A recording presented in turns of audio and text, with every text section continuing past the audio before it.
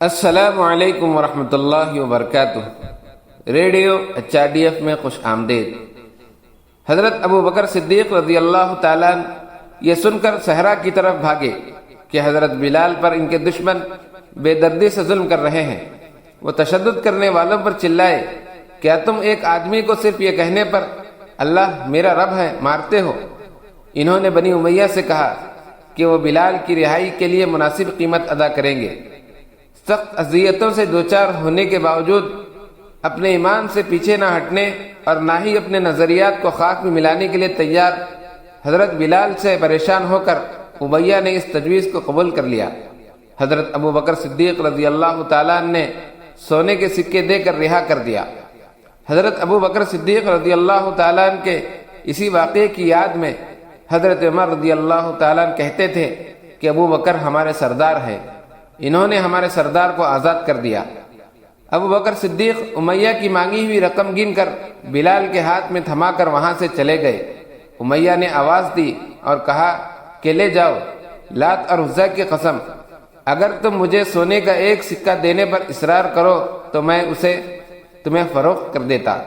امیہ کے مایوس بھرے ان الفاظ کو نظر انداز کیا جا سکتا تھا، لیکن صدیق رضی اللہ تعالیٰ نے یہ سمجھتے ہوئے کہ یہ الفاظ بلال کی شان و شوکت کے لیے توہین آمیز تھے، کہا یقیناً اگر تم سونے کے 100 سکوں پر بھی اصرار کرتے تو میں دے دیتا۔ اسلاف نے جو عزم اور احتیاط دکھائی ہے کہ اپنے مومن بھائی کی عزت و وقار کو ٹھیس نہ پہنچے، کیا مومن ہونے پر فخر کرنے والے ہمارے قول و فعل میں وہ ہیں؟ تنظیمی تعصب کی وجہ سے میری تنظیم اور میری رائے ہی ٹھیک ہے جیسے بہت سے لوگ غلط فہمی اور اختلاف رائے کی وجہ سے ایک دوسرے پر کیچڑ اچھال رہے ہیں، کیا ہم ان مومنین کی دعاؤں کو بھول رہے ہیں جنہیں قرآن نے سکھایا تھا اے ہمارے رب ہمارے دلوں میں ایمان والوں کے لیے کوئی بغض نہ رکھنا؟ جب نبی کریم صلی اللہ علیہ وسلم اور اہل ایمان مدینہ منورہ میں آباد ہوئے تو اذان کو نماز کے لیے متعین کر دیا گیا۔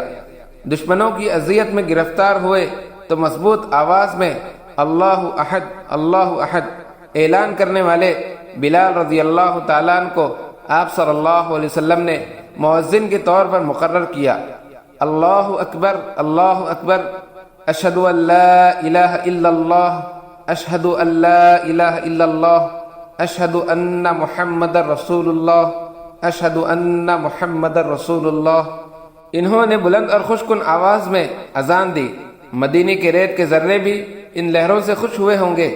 اس طرح حضرت بلال رضی اللہ تعالیٰ عنہ کو اسلام کا پہلا مؤذن مقرر کیا گیا، جسے قرآن نے حق اور باطل کے درمیان تفریق قرار دینے والی جنگ بدر کے نعرے کے طور پر رسول اللہ صلی اللہ علیہ وسلم نے اس نعرے کا انتخاب کیا جو برسوں پہلے حضرت بلال رضی اللہ تعالیٰ عنہ کے ہونٹوں پر وہی الفاظ تھے جب ان پر تشدد کیا جا رہا تھا۔ احد کہتے ہوئے اس آزادی کے کلمات کے ساتھ حضرت بلال رضی اللہ تعالیٰ عنہ میدان جنگ میں اتر گئے۔ مومنین بھی اسی احد کے کلمات کے ساتھ لڑ رہے ہیں۔ ایک شخص نے محسوس کیا کہ وہ الفاظ حضرت بلال رضی اللہ تعالیٰ عنہ نے کہے تھے جب وہ شدید درد میں مبتلا تھے، آج معاشرے کا نعرہ بن چکے ہیں۔ یہ کوئی اور نہیں بلکہ امیہ بن خلف تھا۔ جنگ کے اختتام پر شکست کے خوف سے اس نے عبد الرحمن بن عوف رضی اللہ تعالیٰ عنہ کے پاس پناہ لی۔ ان کے قیدی ہونے پر راضی ہو گئے۔ بلال نے اپنے پرانے مالک جو کفار کے سب سے ظالم سردار امیہ کو فرار ہونے کی کوشش کرتے دیکھ کر وہاں چلے گئے۔ مزید قصہ آنے والے دنوں میں معلوم کریں گے انشاءاللہ۔